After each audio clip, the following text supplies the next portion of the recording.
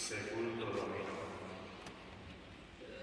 Un hombre llamado José, que era senador, hombre bueno y honrado, que no había votado a favor de la decisión y del crimen de ellos, que era natural de Arimatea, pueblo de Judea, y que aguardaba el reino de Dios, acudió a Pilato a pedirle el cuerpo de Jesús.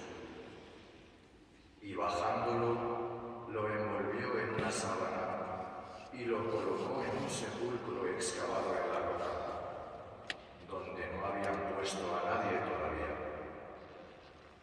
Era el día de la preparación y rayaba el sábado.